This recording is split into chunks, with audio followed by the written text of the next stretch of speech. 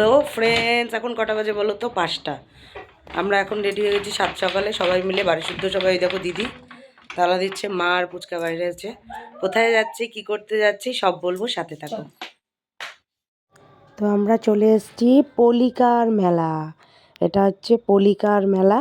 তোমরা কারা কারা এসছো পলিকার মেলাতে জানিও। আমিও এবার ফার্স্ট এসেছি।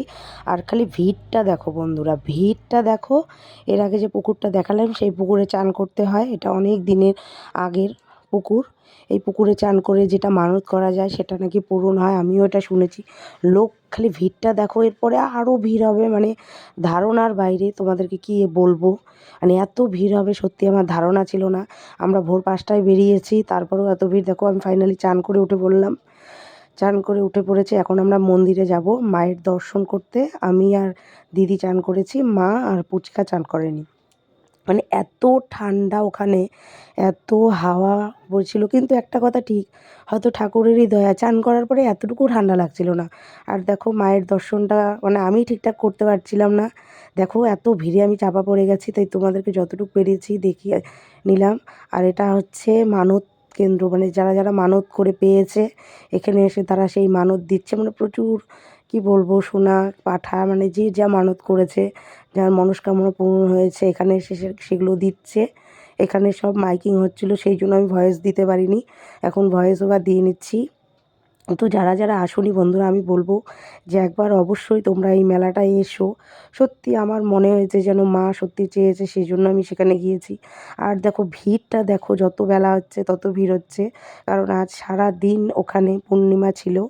ওখানে মানে আজকে তো মাঘী পূর্ণিমা, আজকে সারাদিন পূর্ণিমা, রাত্রি 8টা অবধি ছিল, সেই জন্য এত ভিড় হয়েছে। তারপরে এখন আমরা চলে আসছি, মানে এত ভিড়ে না আর ভালো লাগছে না। সকালে উঠে এসেছি তো, তা আমরা চলে যাচ্ছি, চলে যাওয়ার সময় সেই পুকুরের পাড়টা দিয়ে যাচ্ছিলাম। দেখো আরও লোক কত আসছে, মানে একদম ভিড়ে ভিড় হয়ে গেছে।